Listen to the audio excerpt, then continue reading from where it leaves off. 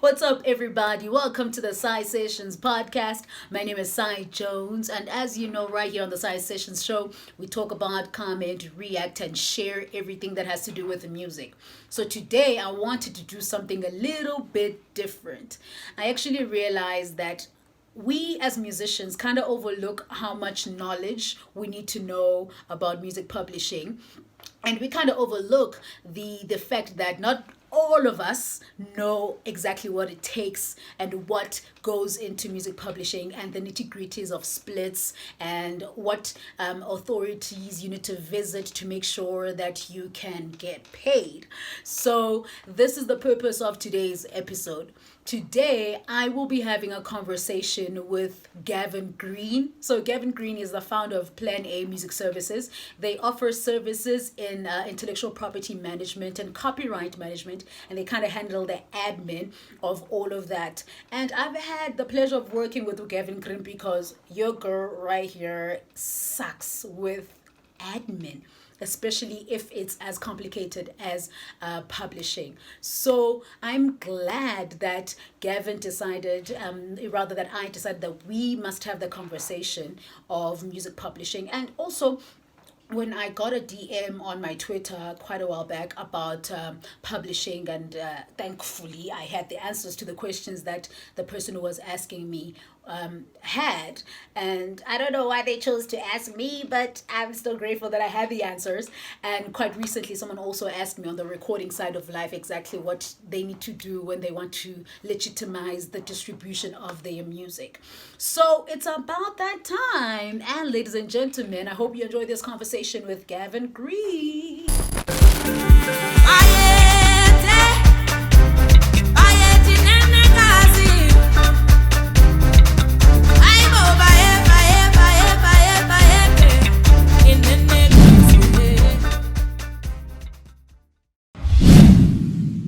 Hi, Gavin. How are you? And thank you so much for joining me on the Sci Sessions. Welcome. Hi. Thanks for having me on. I don't do very many podcasts, so it's always like quite a cool experience. And I mean, Yeah. with this pandemicness that we have, it's always good to see a face where you can and speak to someone outside of your home Yeah. office. You can. So Yeah. yeah, no, thanks very much for having me. Yeah, I can also see that you have a beard going on, and if I took this off, you'd cry.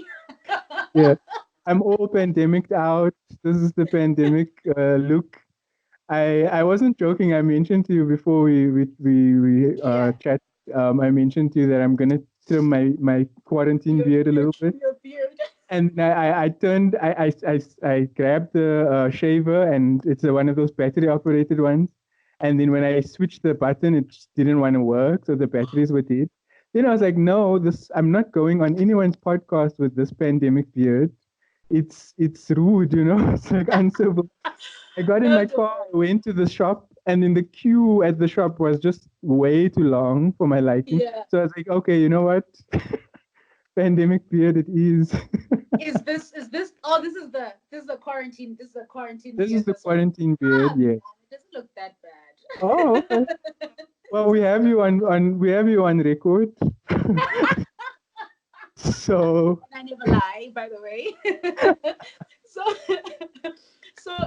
Kevin, I hollered at you, and I was like, "Damn, it would be so dope if we had this conversation about music distribution, music publishing, and kind of educate some of the young musicians and other musicians who aren't young, who clearly don't know certain things, and just get them acquainted with some knowledge on exactly what happens with their music, how they get paid, and stuff like that. So that's why I was like, yo, Gavin, we need to have this conversation. And to start everything off, I think we need to briefly kind of talk about. So now I've recorded. I've recorded. I have the material. I have the music. What must happen now? Like what do I do to make myself official? What do I do to make sure that I'm on record somewhere somehow? So yeah, just briefly give us some insight on that. yeah, I'll try to make it as brief as possible. There's obviously like a lot of stuff that goes into all of this stuff.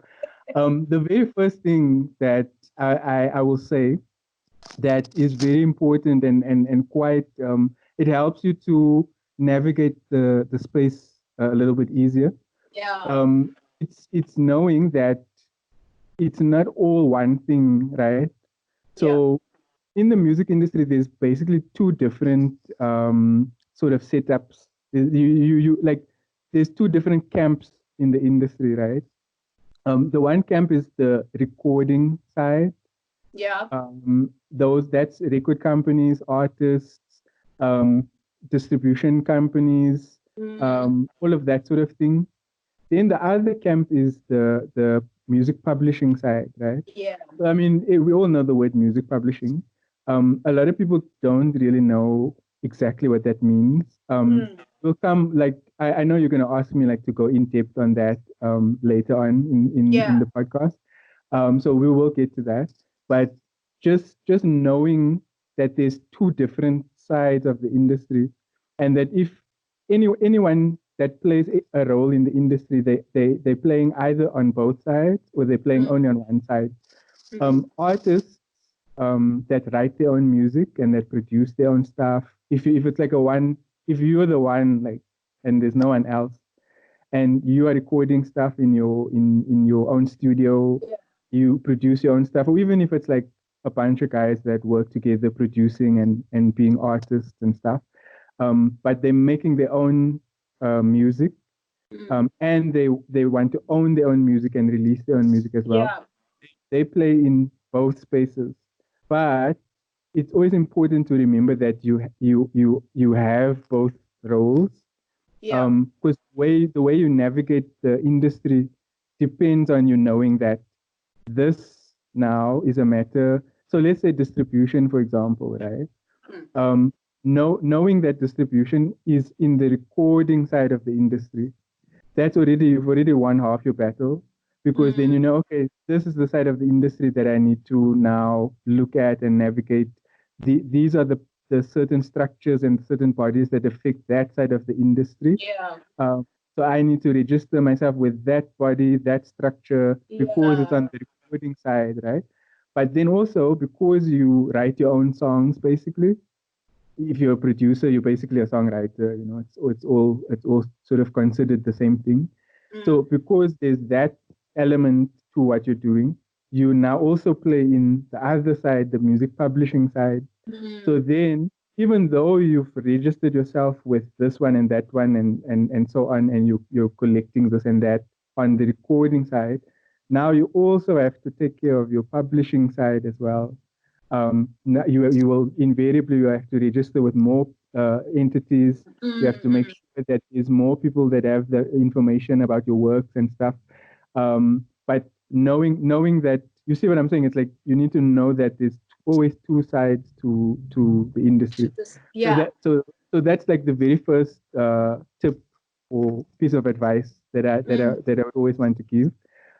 It's basically half the battle is won when you figure out and when you sort of just take on board fully that notion of like the industry works in two different camps.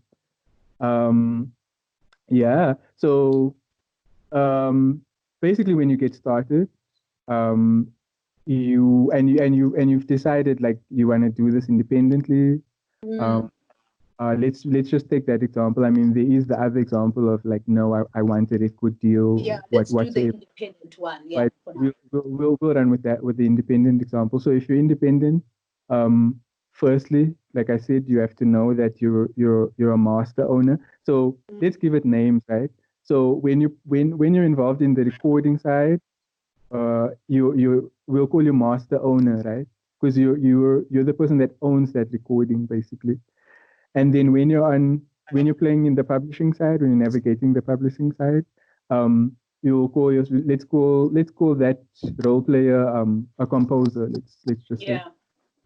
So first of all, you have to realize that you're a master owner and you're a composer, right?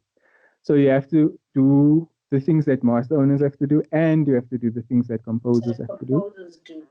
You can decide which one you want to tackle first. I mean, to be fair, the recording side of the industry, it works on much more up to date sort of time frames. Like they do, like the royalties, for example, and the turnaround times are much shorter and much quicker. So they do quarterly processing, quarterly payments, and it's more or less like it's more or less like 3 months to 2 months, close to where you are. So Gavin, wait, let me pause you that before we get to that. I'm hoping and I'm thinking that you're gonna go towards the entities that you need to get in touch with on this first camp of being a recording artist. Ne? Yes, Yeah. yes, Okay. yes.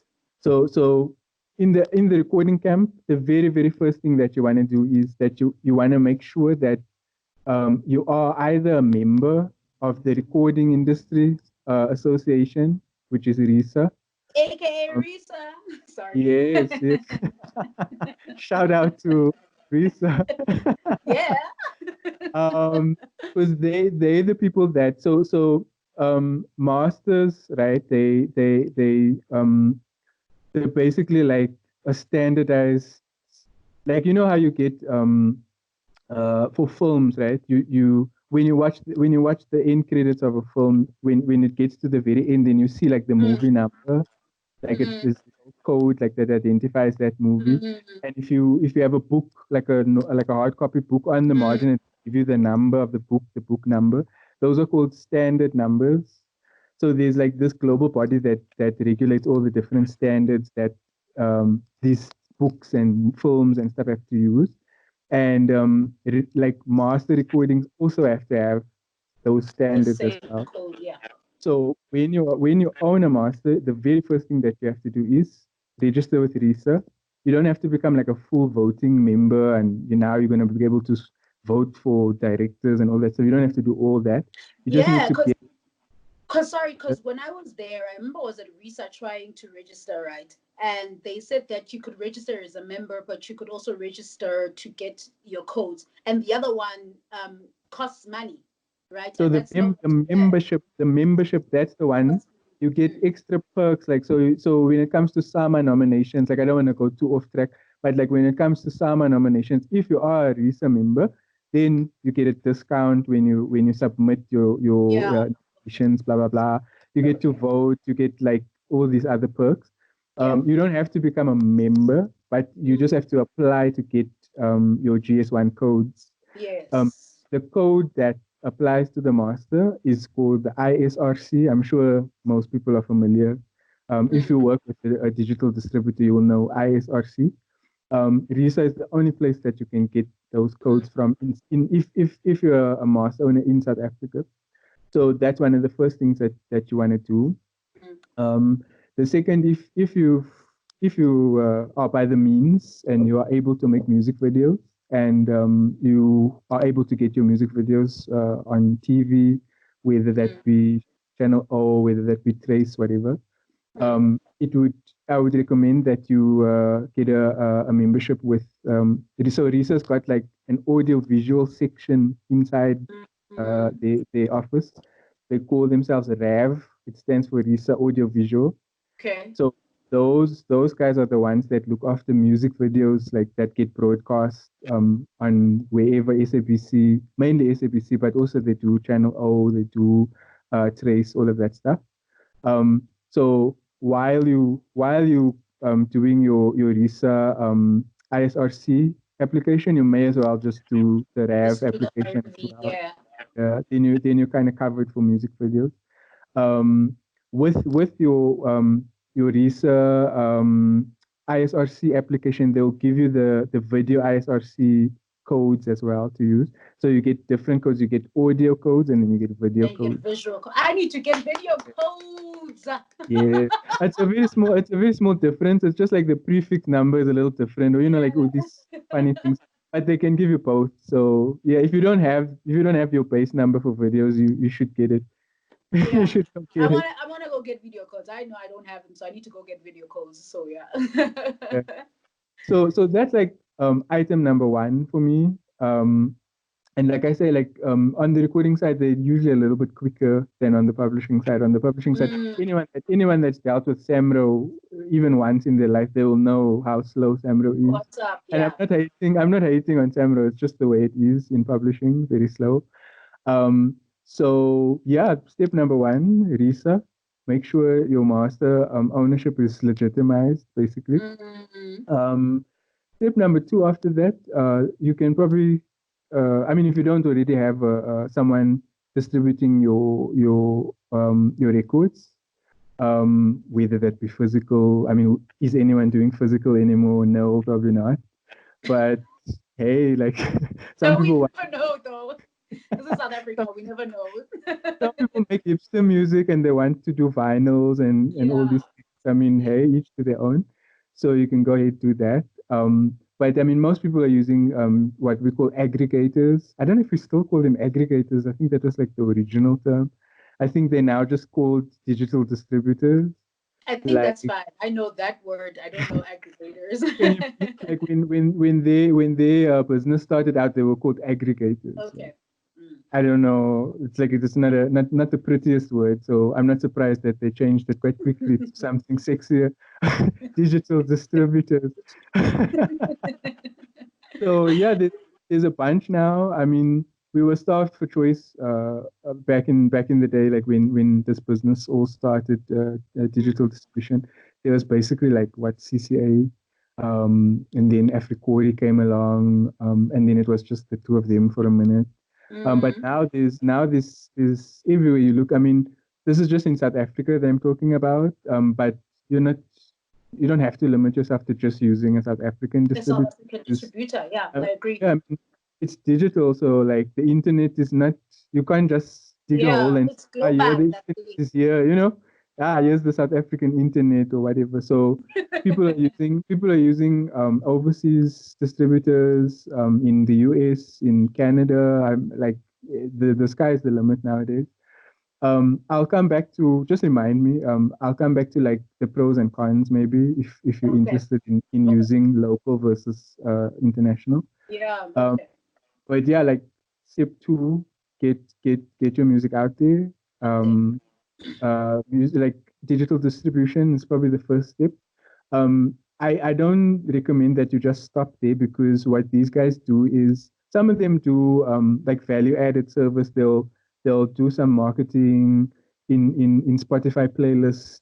They'll do some banners and stuff on iTunes. Like wherever possible, like within the realm of like digital distribution.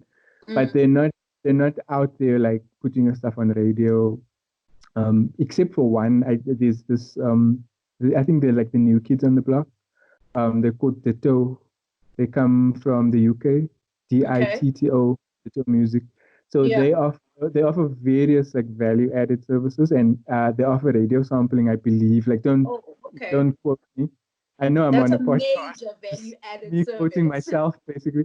Yeah, yeah. So they've got contacts and they've got people Okay. that are doing radio sampling, but all the others don't do that stuff. So a lot of people think that if you're with a digital distributor, you're fine, you're sharp, you don't have to do anything else.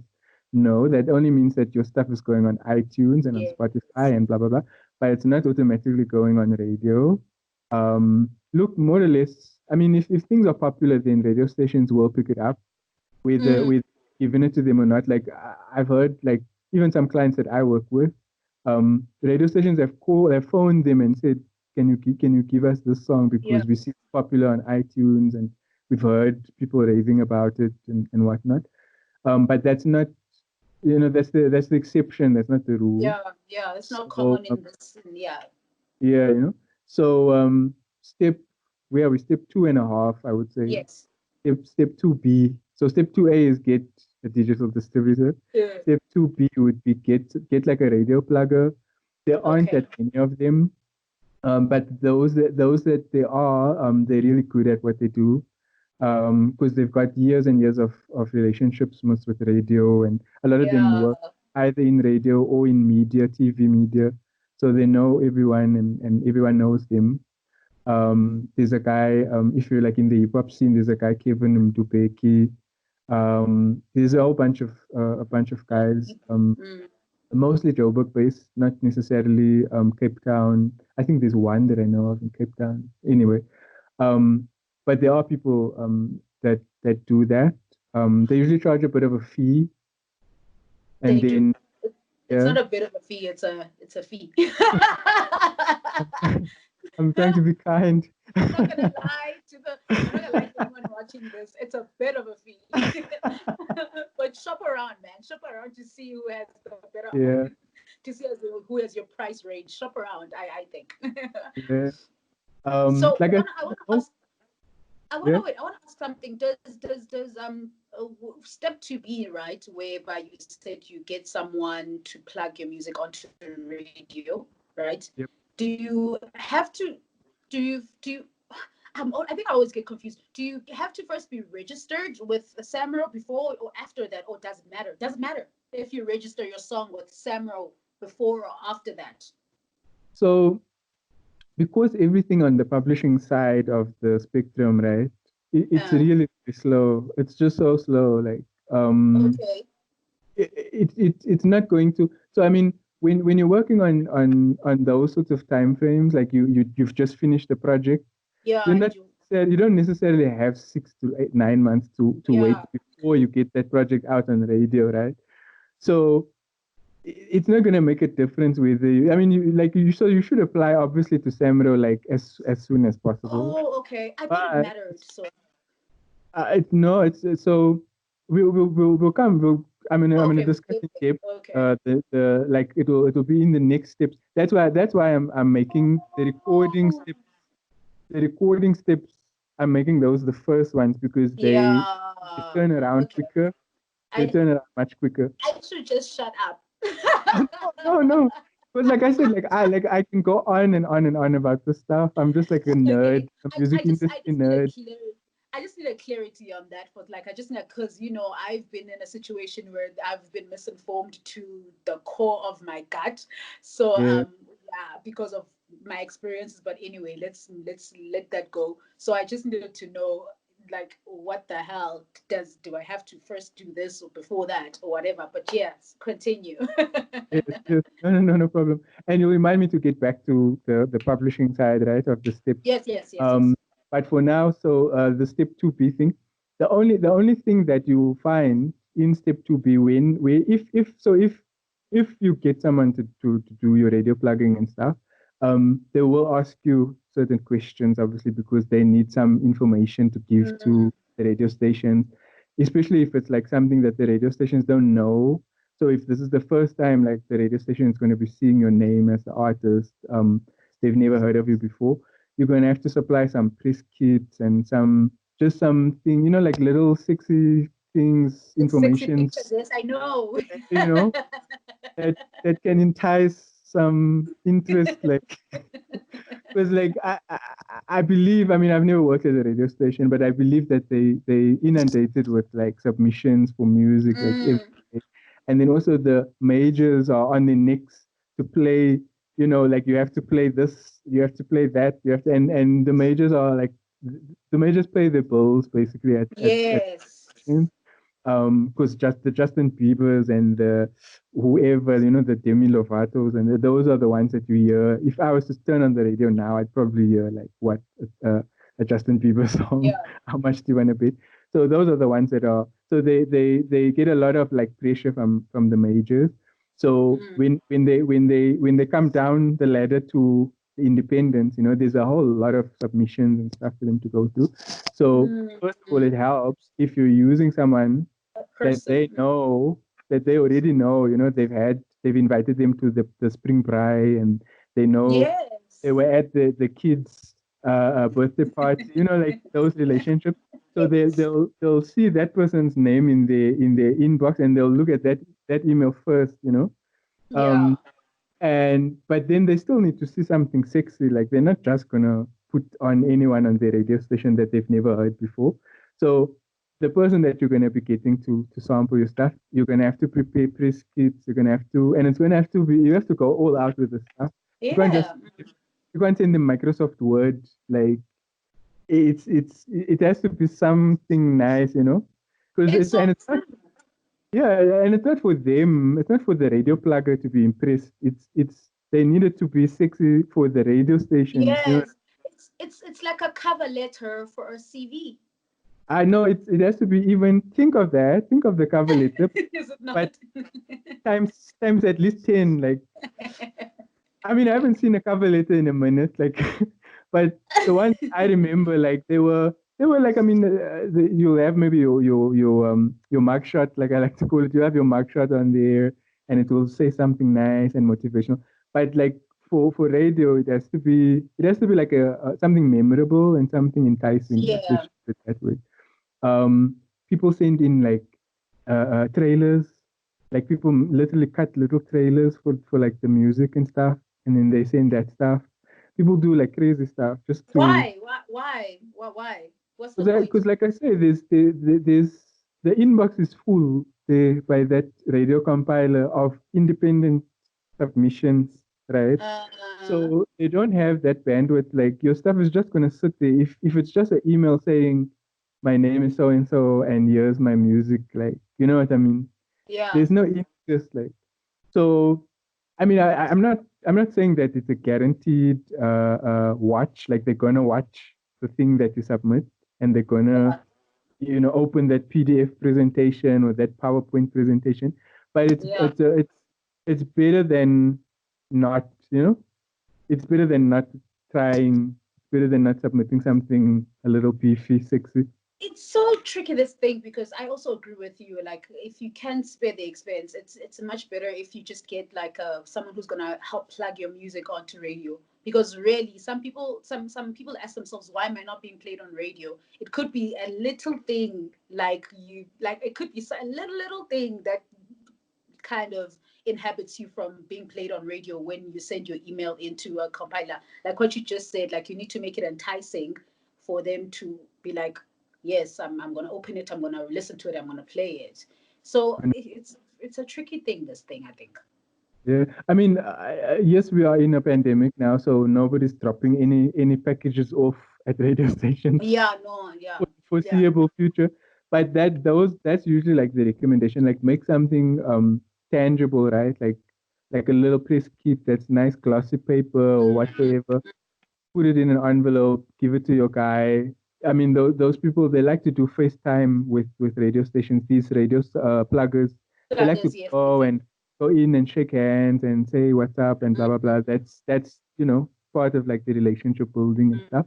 They tend to not really rely on email and that sort of means of delivering Yeah, the goods.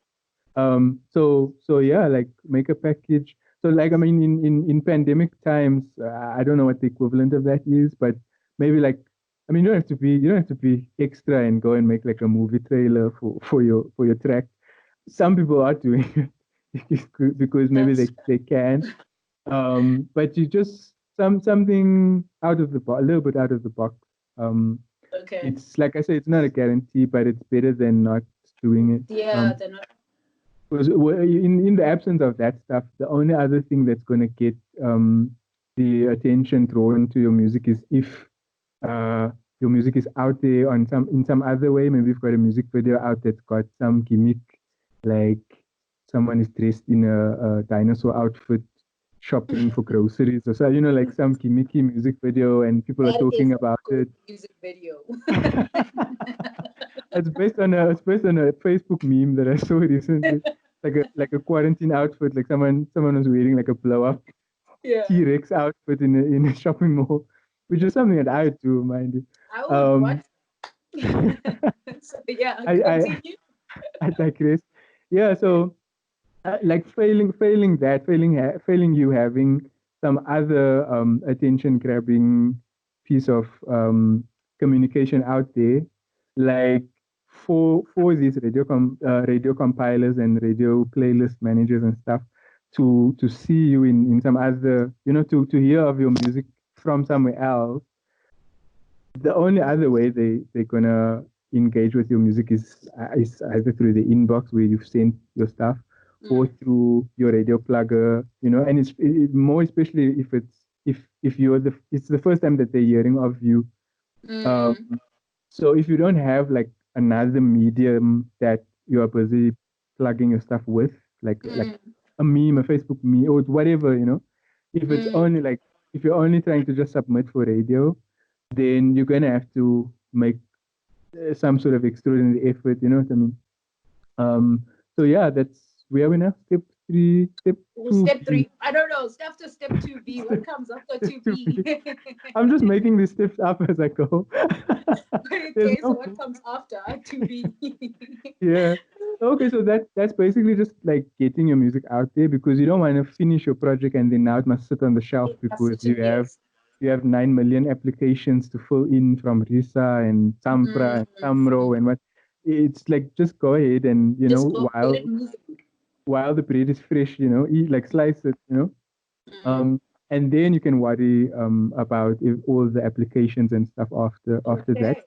Only barring only the what I said was step one would be the RISA stuff. That's the only thing that you should do before putting your music out.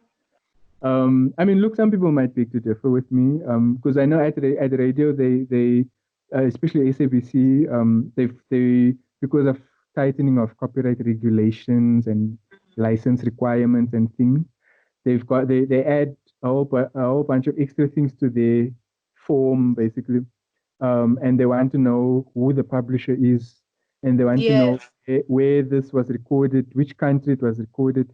There's all these extra items of information that they maybe never asked for, like maybe a year or two ago. For that stuff, you don't. I mean, some people when they come, I get a lot of like WhatsApp messages and stuff from clients, and even just from people that I know, that are now trying to get the music to radio. They get sent a form and they're doing it independently. So there's no expert like a radio plugger that's advising them. Oh no, you don't have to fill that in. You can skip that part. So they're just sitting with a form that they've received from SABC, let's say, and on there is like, oh, publisher, who's the publisher? Then they panic and they're like, oh, I don't have a publisher. First of all, I'm not a SAMRO member, so I can't even put SAMRO on there. So I don't know if I can actually carry on. I don't know if I can actually proceed and submit this music because this seems to be a requirement on this form. Yes. I always tell them, dude, like put whatever. Like, so if you're like an incorporated indie, that like there's some independent musicians that they have like a PTY Limited set up, and they do all the business through the PTY Limited and that sort of thing. If that's you, then just put the name of your company as the publisher, which is technically is anyway. Yes. Or just put like your own name. Just like don't not fill it in because you don't have a publisher. That stuff is not the thing about those forms is that that's not going to any government organization that's now it's gonna prevent you from doing further things because you lied on, you didn't put the proper info. No, it's just like make it work, like fill in whatever you can fill in, but don't let it stop you. And then I think I would move on then to say that the next step after this getting your stuff out on radio is then, if you're not a member of SAMRO, if you've never heard of SAMRO, it's an acronym. They call themselves the South African Music Rights Organization.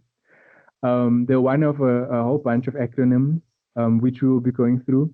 Oh, is it? Okay. I thought those were the only two, by the way. Oh, no. This world is full of acronyms. I'm ready for those acronyms. The world is full of acronyms. And thank God the acronyms, because the long names are long. Like, so we are grateful for acronyms. So the first acronym, well, maybe the next few steps we'll just go in order of like acronym. How about that? So this is now on the publishing side, right? So remember the first two steps were all on the recording side. So we've reached the publishing side now. This is officially the second camp that we're going into. Okay. Yes. I mean, we're not done with the recording side. You're never done with either side. It's always ongoing.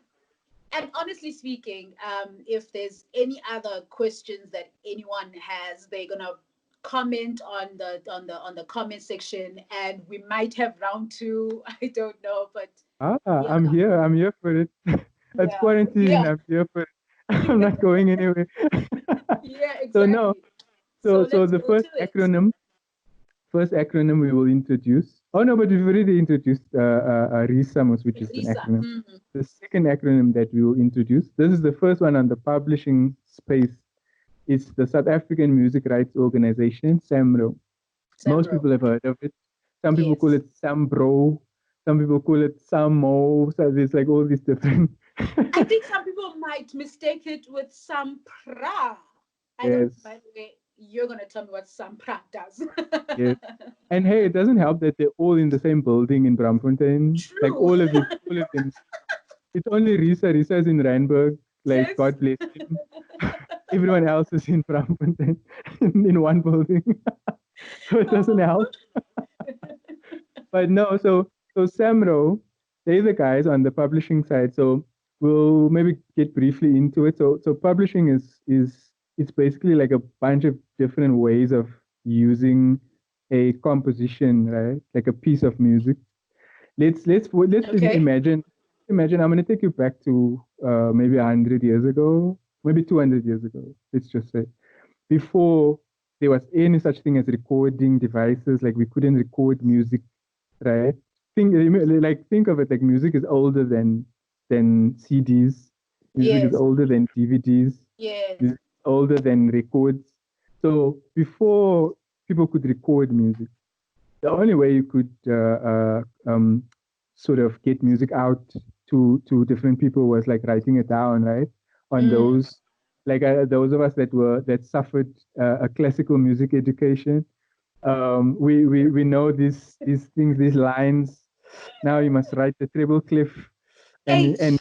they will hit your hands if you don't start that treble clef on the right line on that stave. Like it's wrong. Then you must write the bass clef, and beware if you don't put the dots in between the right lines. So that was the only way that was basically like the way you record music. It was like by Yeah. writing down, right? And then publishing started when people were able to make in a big way, like in a mass way, like quickly, and inexpensively, were able to make copies of that written sheet music. We call it sheet music, and distribute it out to people. And that's where music publishing started. Basically, it was like Yes. almost 600 years ago. Can you believe the music industry is like 600 years old? Like Wow, you'd that's never have, cool. you know. So and that's incidentally that's where it gets its name from, because it's from the tradition of book publishing, because it was basically books, the paper, like sheet music. Yeah. So we call like Mascu Miller Longman, and we call who are these other Pearson? Those are book publishers, but we call them publishers, like we call it the publishing industry. But it's not. It's books, right? And it's magazine publishers. The reason why we call them publishers is because the reason why we call music publishers also publishers is because they were all part of that same family in the beginning, because it was all just printed music, like making copies of music. Anyway, what was my point with this? Yeah, so We're going. Yes. it came back to me quite quickly. So publishing basically is different ways of using a song, right? A composition, Okay. which if this was 200 years ago, would be those notes on that piece of sheet music. Written notes. That's basically, even now, that's how we think of what we call the composition, or the song, or like the musical work. Yeah. That is how we still think of that, like in even in legal terms. So if you just imagine like having to write out the sheet music for your track, for example, or for any song that you're working with, that's a way of sort of wrapping your brain around what we mean by the composition. Because a lot of people get really confused, and they're like, we don't understand. So what's the difference between the track that you hear on the radio and the track that we're distributing to iTunes? What's the difference between that? Basically, the question is, what's the difference between what is the master and what is the composition, right? Yeah. And it's very difficult to conceptualize, except for Okay. the fact that, except by like rewinding history 200 years back, Okay, which and we're and, not and gonna do. no, just for the effect of like Yeah. sheet music. Like, so that's the composition. Yeah. Those notes on those lines, that is your composition. You can record that composition, right? Which is what happens now. Obviously, people aren't busy writing out sheet music first Sheet and music. then going to studio and then recording that sheet music. But we still in the industry we still treat it as if that's kind of what happened. Mm. So the sheet music is the composition, and there's various different ways that you can use that composition, right?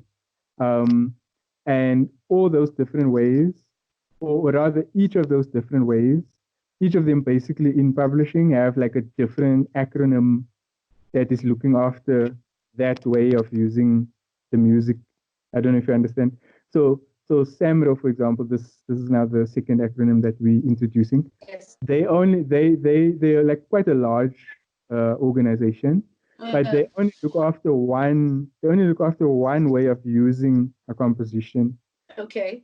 and their way of the way that they look after is they call it performing.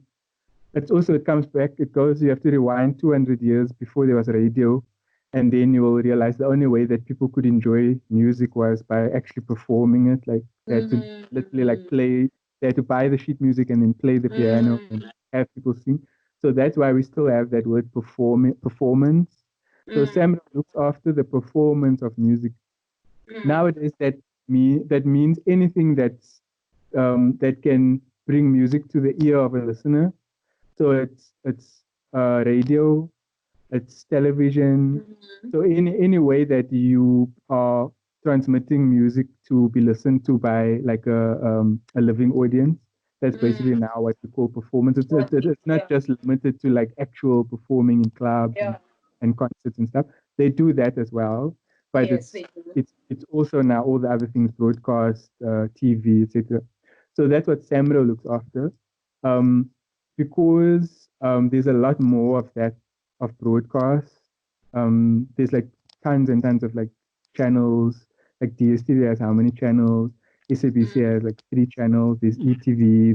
It's like a lot. Mm. So SAMRO is the biggest of the acronyms because they've got a lot of stuff to go through and Yes. to process in looking after their performing rights.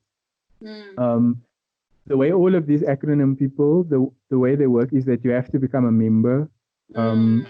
before they can actually look after your stuff. Yes, yeah. Um, and then you also, second step is that you have to tell them what is your stuff. And we'll get into like the splits and stuff like a Okay. bit later. But you have to, first of all, you have to apply to be a member, and then you have to constantly just keep telling them what is your What composition. your thing is, yes. Um, a lot of people think that they just apply and then because their name pops up somewhere somehow in the universe, that Yeah. It automatically automatically sample. has their composition, Yes, yeah. and they're just gonna get that check like every distribution cycle. They're just gonna get that, Yes. and it's like, Yeah. so tell, like, did you fill in a notification form and let Samro Mm. know? And then they're like, no, we didn't know about that. And then it's like, well, so how is Samro supposed to know that this is your That song? you, yeah. Yeah. So that is the next step, which is, I believe, step 3. Register with SAMRO. So apply to be a member. There's no Yes. fee. There's no fee involved. It's free. The way they work is that they'll take anyone, but they only start paying you and taking you seriously if they can see that you are earning a certain amount of royalties. That's Yes. usually around like just under 100 rand. Mm. Um, and then they make you like a full member. They call it full member. And then you start getting the retirement benefit, and then you Mm. start getting to vote at the AGMs and Okay. all of the rest. So apply. Um, it's a very long process.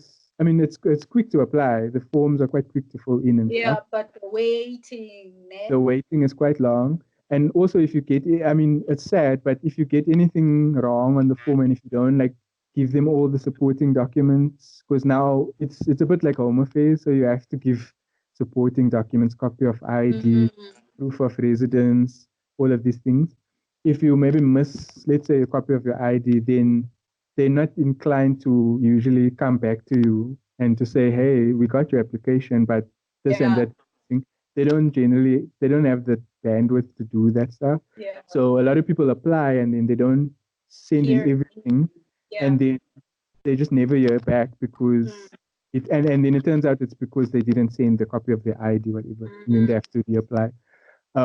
So just like follow so on the forms they tell you exactly what you need to like in terms of supporting documents. And like with that one form that you don't want to leave much blank, you want to fill in each and every field on that form. There's a part of the form where it's next of kin, ne? Of kin, yeah. Strange word. Your kin. It's kin. the British. It's the British who did that. Oh God. So they don't like when that's not filled in. You have to at least fill one person in there. They don't process your stuff if there's no next of kin. So yeah, just some tips about SAMRO. Just fill each and every field. You don't have to fill in all the. Like, you don't have to fill like 10,000 next of kins, but at least like make sure you have one. Yes, make sure you submit all your supporting documents, just etc. And then you have to in your application you have to make sure that you give them some songs. You have to notify. They call it notifying. You have to tell them, like, you don't have to tell them your entire catalog because that tends to slow down the application process as well. Because when they do applications, they do like manual input, so they literally have to type each and everything into the system one. So maybe just do like, I like to do 3 for my clients. I'll just do like 3 songs, and then I'll prioritize. I'll say, oh no, only the ones that are on radio and that have been on radio the longest, because then chances are that SAMRO already has it in the system, like through all these playlists that they get from radio stations and stuff. So it will be quicker, it will be like a easier match. And then splits, very important that we know what splits are. I mean, generally most people know what splits are, right? I think so, yeah. But I think in terms of how they work, I think most people don't know. Like there's in terms of like the compulsory splits, like how you, for instance, have the producer, which they by law are entitled to their 50%. But I guess you can have that conversation like you did with me, the conversation of saying how you splitting the property, or yes, let's call it the property. It is a property after It is all, intellectual yes. property. So splits come in with notifications. So you, like, the way you notify SAMRO is that you have to tell them, like, there's a field that says this is the title of the song, ne? And then if there's any subtitles, like also known as this and also known as that, and then basically the entirety of the rest of the information that they need is basically just like who wrote the song and how much 100% of the song, because that's like the goalpost. Like, you have to get to 100%. If you're not, if you don't report 100% of the song to them, then they can't work with it. Okay. So each song must add up to 100% splits, basically. So it's easy if it's just you, if you're like the sole songwriter, like you produce your stuff and you're the artist or whatsoever, 100% your name. So song title, your name, 100%, you're done. I mean, you can fill in like, they've got fields for like genre and duration. You can fill that stuff. It's not too important. But it's easy if it's just you, right? Yes. It's not complicated, but it gets a little more like, there's a little, like, you have to speak a bit more to people, and you have to kind of make sure everyone is okay and on the same page when there's more than one person, obviously. In hip hop, it's not law. I mean, I don't mean to correct your words. Oh, okay. But no, it's not. Go ahead. I mean, I wish it was low. It would make my life a bit easier. Really, I Um, actually was quite sure that like it's by law, like if you're a producer, you're entitled to 50%. I thought, but yeah, go ahead.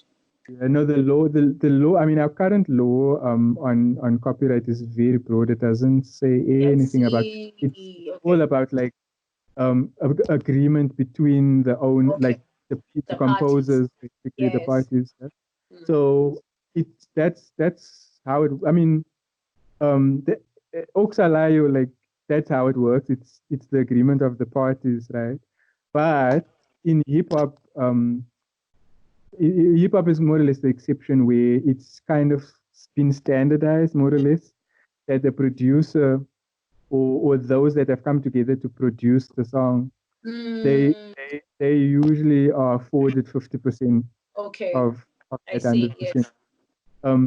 They call it, I mean, it gets a bit more complicated. So it's music and lyrics. It's all old-fashioned music Yeah. and lyrics. So it's music is 50% and lyrics is 50%. So Mm. the producers get the music part, like the Mm. music 50%. Um, I just like to think of it as 100%. I don't like to involve music or lyrics or any of that stuff because it just gets confusing. Yeah. Uh, so I just think of it as 100, and of that, if it's a hip hop track, if nobody's like mad at it, mad at the idea of it, then give the producers 50. If it's one Yeah. guy, and that one guy gets the whole 50%. If it's Yeah. guys, they can decide how they want to split. If it's 25, 25, Yeah. etc. And then the lyricists get to split up the rest as they feel is appropriate. Okay. Um, there are ways of like bars, like this one did 16 bars and then that one did 8 bars, so how much, and then I'm just like, Yeah. oh, so give, so 16 is twice, is 8 times 2, so you just give the one person twice what the other Twice person had. what the other you know person did. it's- Oh, it sounds so complicated. Like I think this publishing conversation sounds very complicated, and I think we need to try our best to simplify it as hard as we can. yeah, Really, yeah, I yeah. really think so. Just I was going on a tangent about splits. Yes, um about But it was basically just in service of like, this is something that you have to tell SAMRO about. You have to tell SAMRO you yes, split, and yes, and that's called notifying, right? So yes. it's all part of the membership application. You only have to do if you do it right, you only have to do the membership application once, but you have to keep doing notifications like every time you've got new material.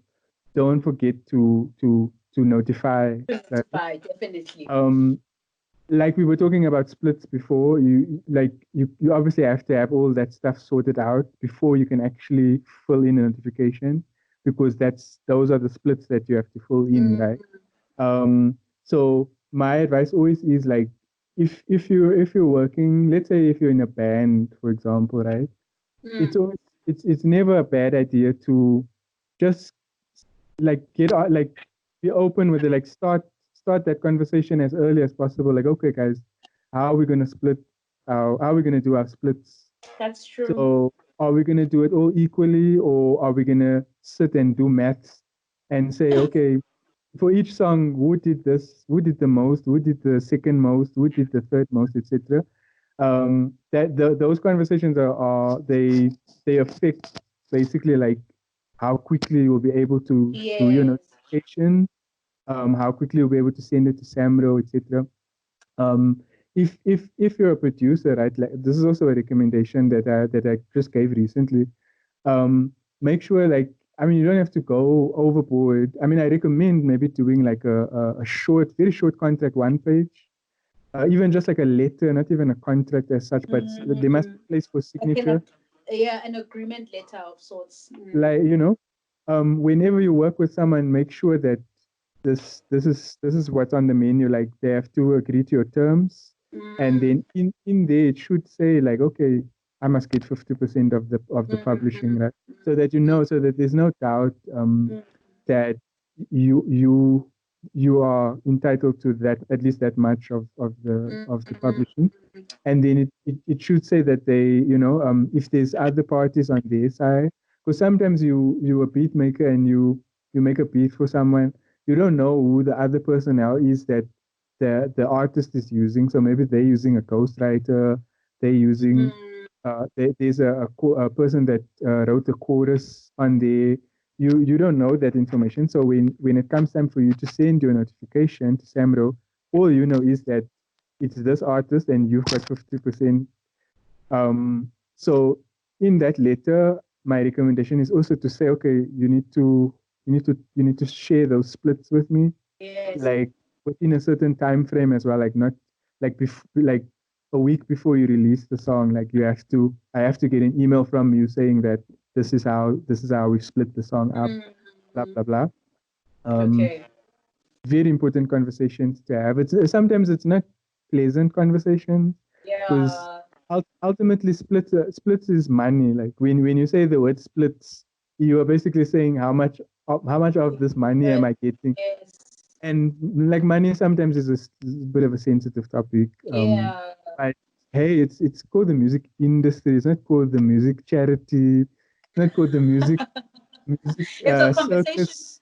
Yes, it's a conversation that must be had, nonetheless. Exactly, exactly. So, And that is your only source of income as a composer. yeah. Like I mean, unless you're getting paid to write music for people, like producers, for example, do get paid to make beats, To make but beats, yes.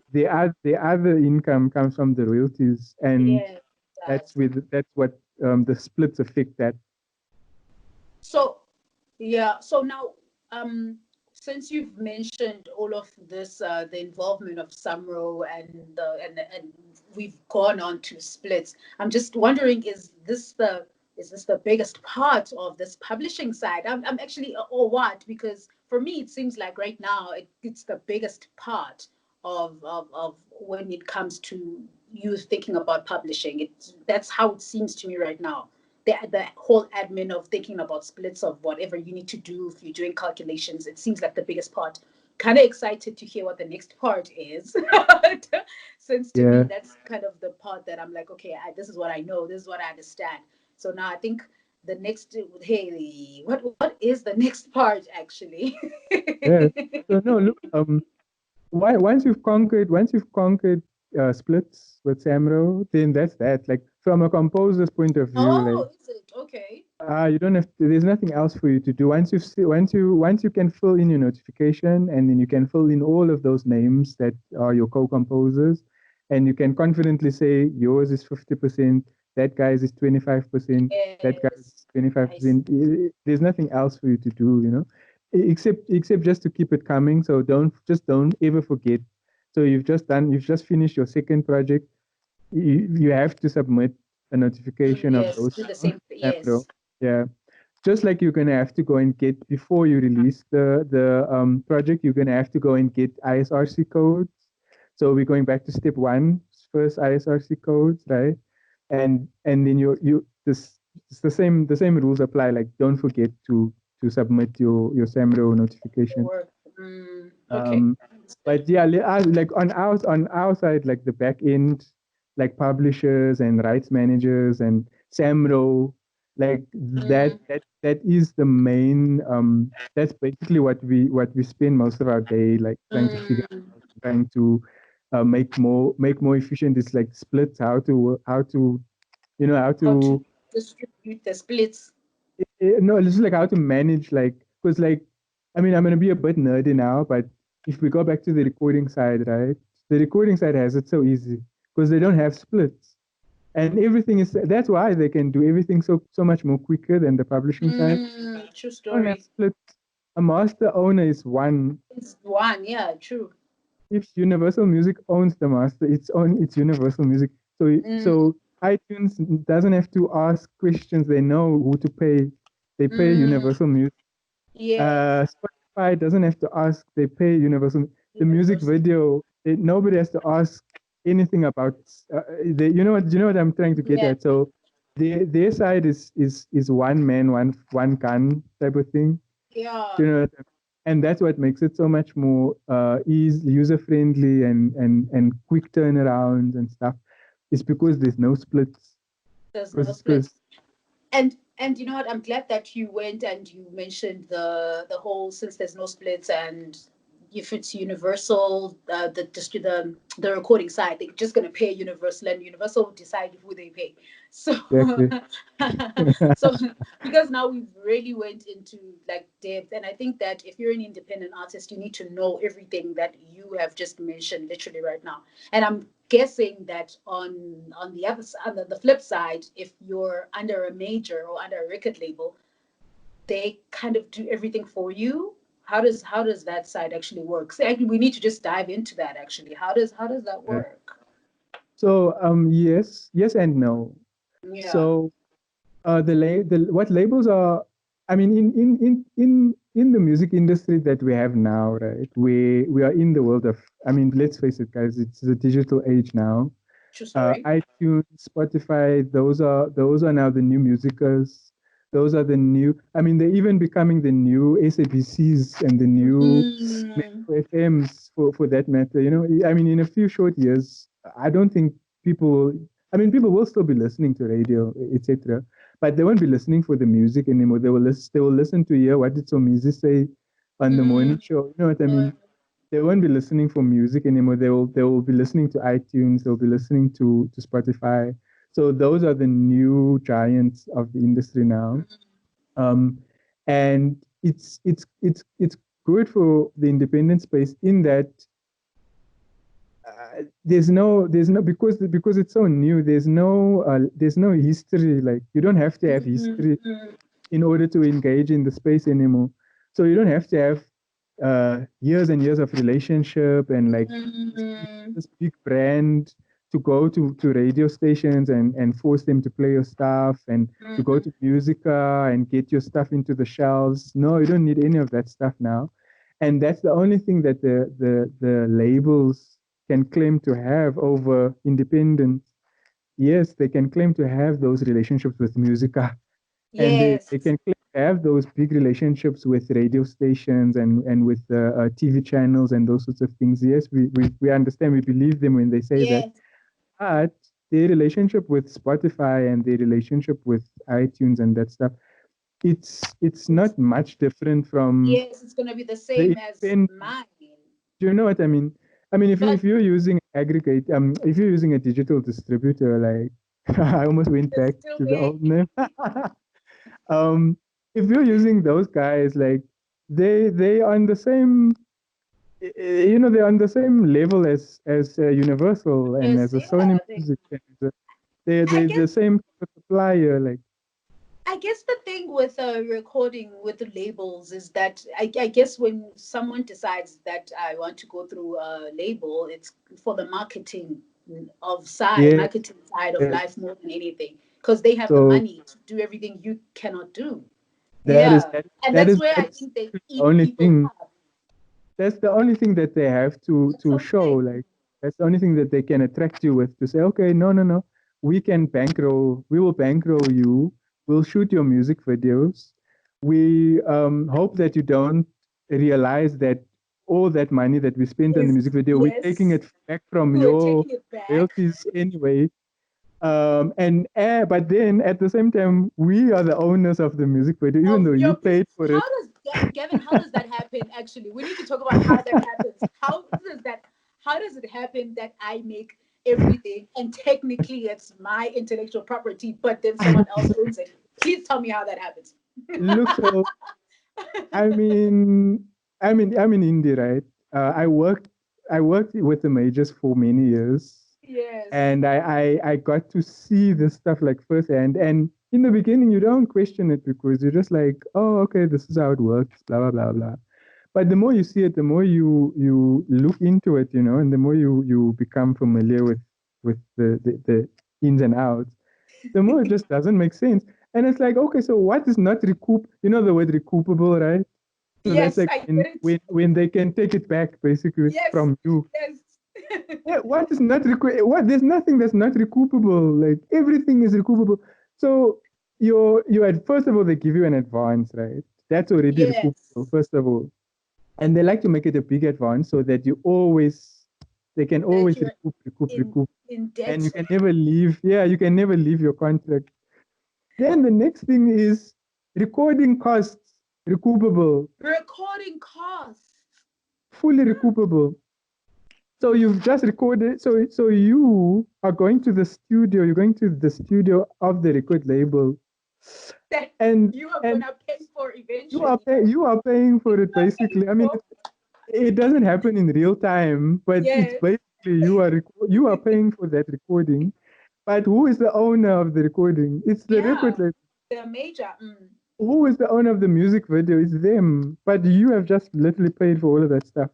The only Mm. thing that's not recoupable too, like I mean, the saving grace, I guess. I mean, if this was recoupable as well, then there's no, then what's the point of a record label? You know what I mean? The only thing that's not fully recoupable, some of them still try to recoup a little bit. They'll say in the contract that it's partially recoupable, and then maybe they'll bother to give you the percentage somewhere else in some schedule somewhere.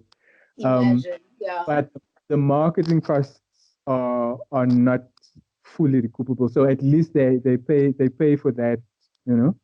Um, Which which like hey I guess if you're if I guess if we're on the mindset of I understand if you're making an investment someone needs their return on the investment, that makes sense. I mean, if you're putting money into my music, you're putting money into my music videos, of course, okay, I will pay you back. What I don't understand is how the hell do I end up paying you for so long? What is this, a bond?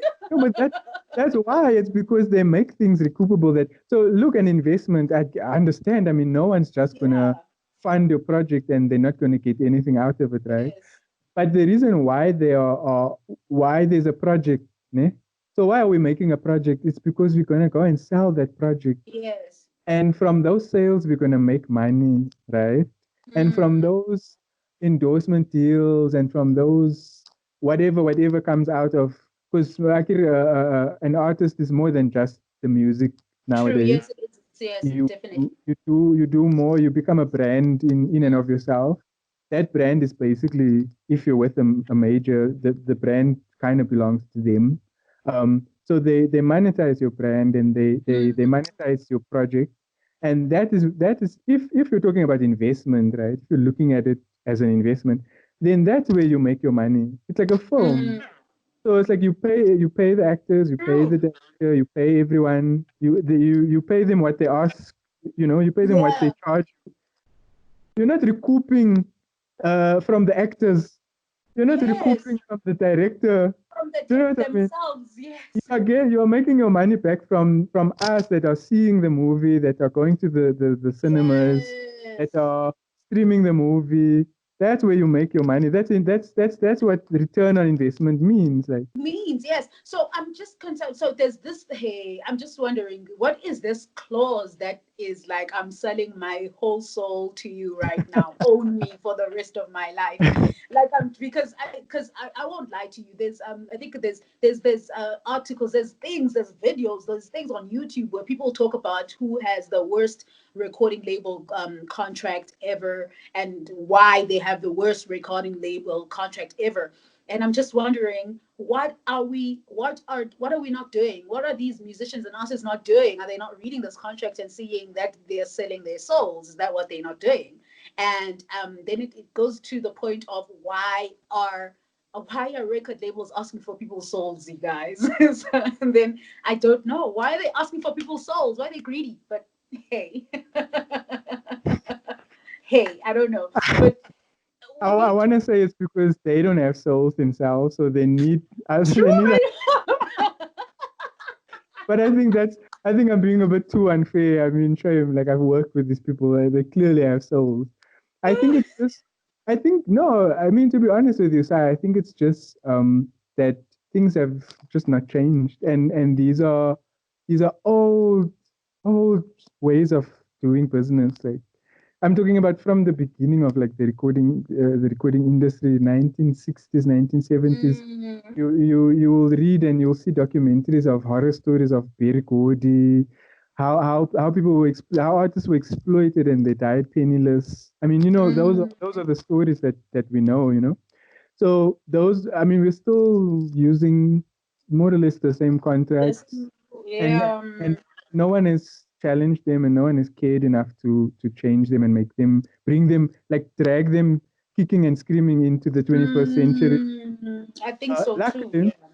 I want to say like, so it's not all death and destruction. Yes. So Thank nowadays, although they're not very keen on offering everyone these contracts, They the not. ones I'm Yeah. about to tell you, their first option is always to offer you the artist contract, right? So that artist contract, that's the one that we're talking about, and we cry I about. read about that. I read that you can have like three types of contracts with Yes, something or so it's different types of contracts. But yes, yeah. yeah.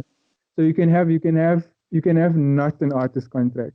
Mm, This is maybe two. There's only really two other options, and like I say, they will try their best to bamboozle you out of seeing those as options. They really want to have you on the artist contract, right? yes. But optional, especially if you have some clout and if you really have some, maybe you were with Sony before and now Universal wants to get you. You have some negotiating power. You can say, "Oh no, I had an artist contract with Sony, but I'm not doing that again. So Mm, now I want to do a license deal with you guys." mm, And then what a license deal is that you own the master, and mm. what is happening is that you're just saying to Universal, "Okay, I'm giving you exclusive rights to my masters, which are mine, but I'm giving only you the rights to go out and distribute them and to do, whatever the following things." That's what's called a license deal. Uh, Mm. that's already immediately much like 1,000 times better than an It's artist deal better. because you're the owner, right? Um, Mm, the revenue sharing is also it's also 1,000 times better.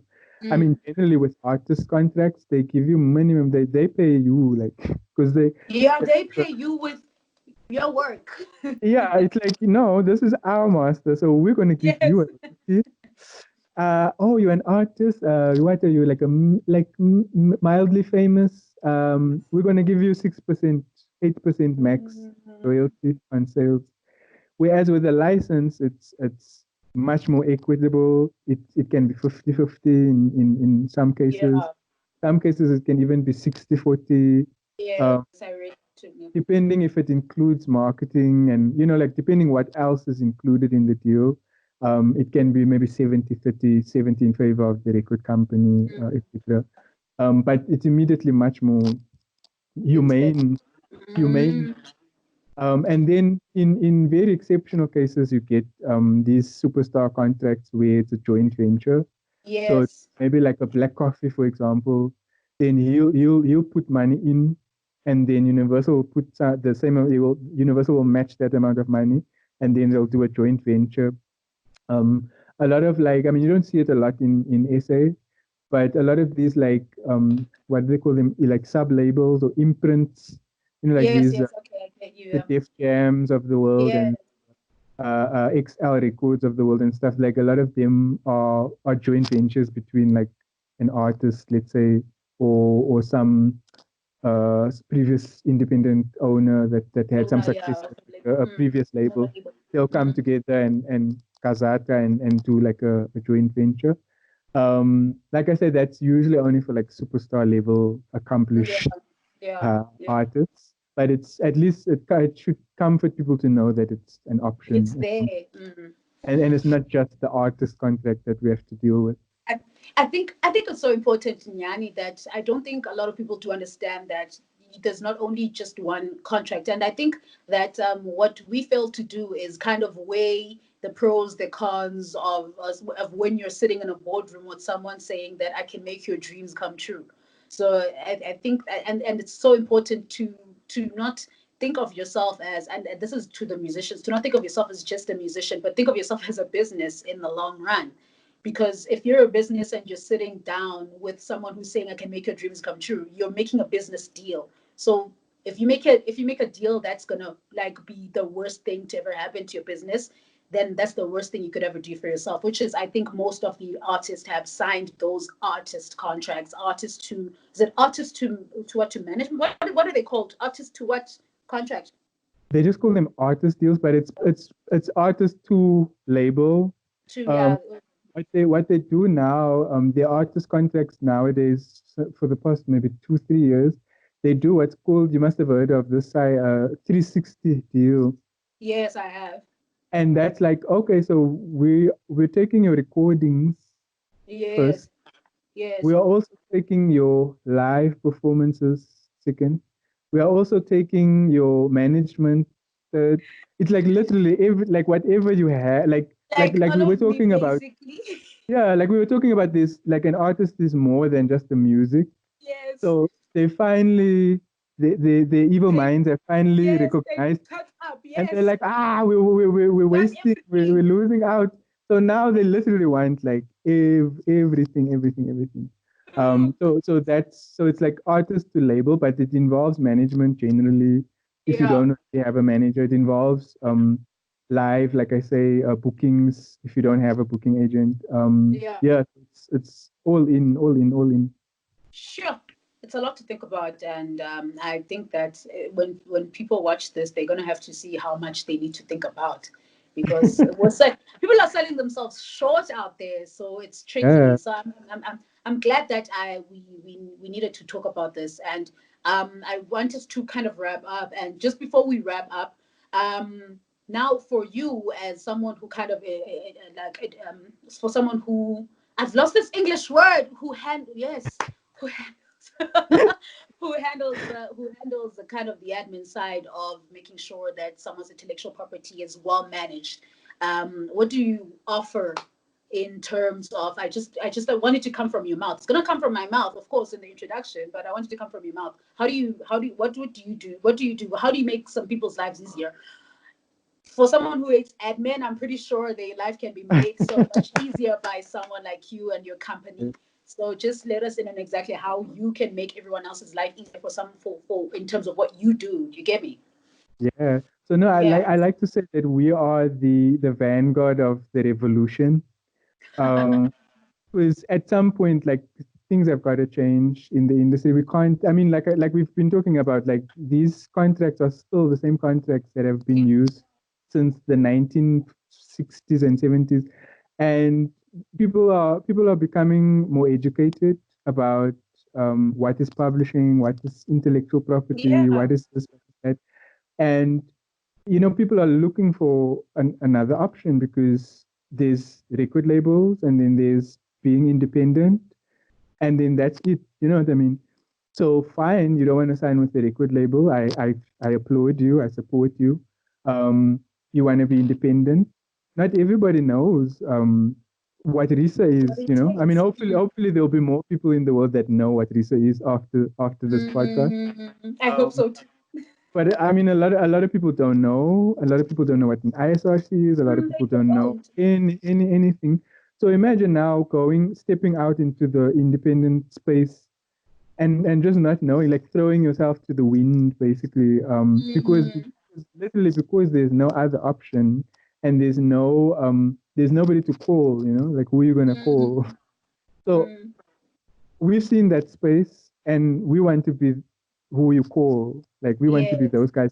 We don't want to offer you a deal. We don't want to sell you dreams. Like we want you to save those dreams for your art. Like Mm, put the dreams in the art.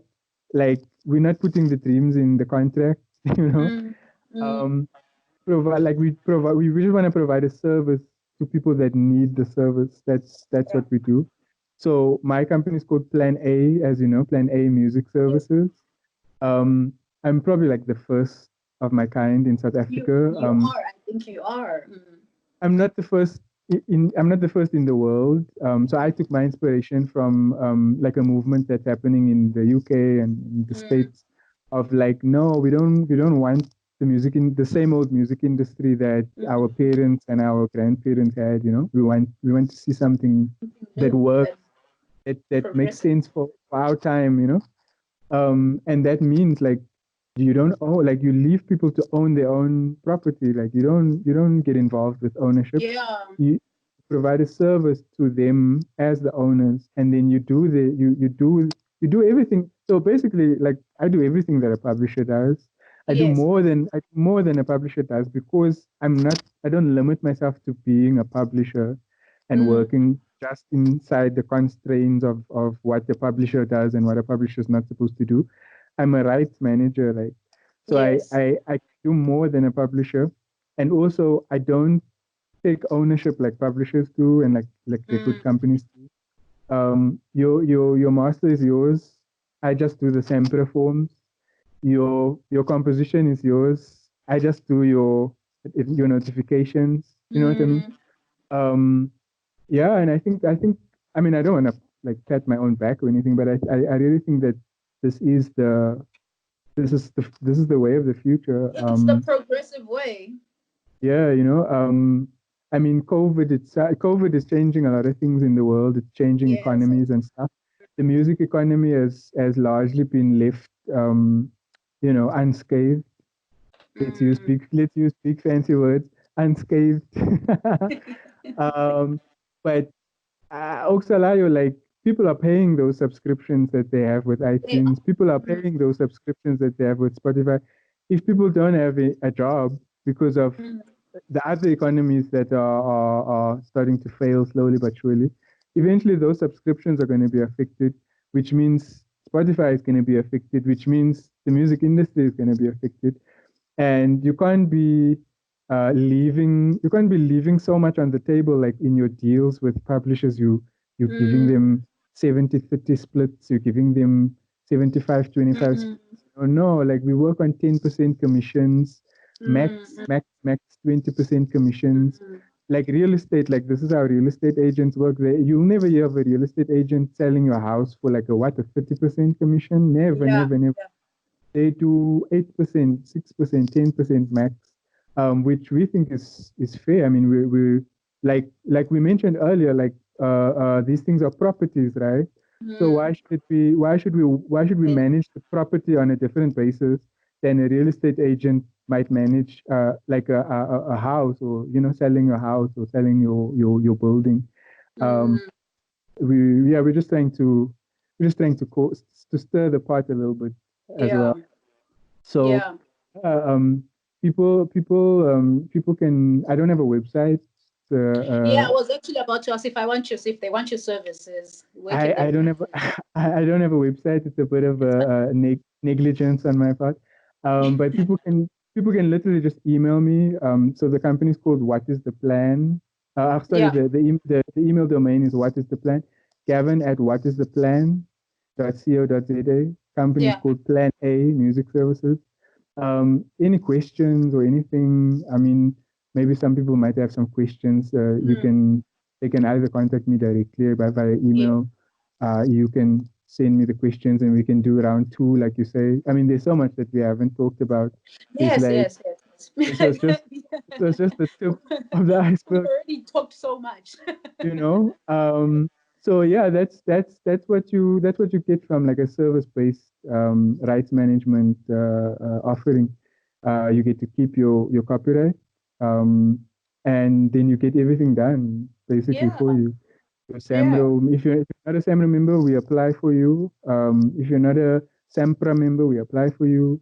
And like I say, we do it all, like anything that's rights-based, whether it's on the master side, whether it's on the publishing side, we can play in all spaces. All We spaces. don't limit ourselves just to Yeah. publishing or master, because Yeah. I mean, it's more or less holistic now anyway. So what's the point? Yes. So I'm going to definitely make sure that we link your email on the video. Definitely. Yes, definitely. And if there are any comments or anything that if there are any comments or any questions, I'm gonna pass them by you. We might do a round two if there are. I have no idea, but we will see. But yeah, I think we can wrap up right now. And thank you so much for this conversation, Gavin. It's always Oh, such a insightful. pleasure. Such a pleasure. I know I talk a lot, but it's just because I'm so passionate about this stuff, and I know. I don't want my head to be the only head that's full of this knowledge. I want it to Yeah. come out. It must come out of me, and it must be shared with everyone. So it was such a Yes. pleasure. Uh, Yeah. yeah, and Yeah. So happy, so happy, yeah, man. happy quarantining Happy further. quarantine. Enjoy the rest of your quarantine, Gavin. I will Bye. try. I will try. Okay, bye, Gavin. Bye. Bye.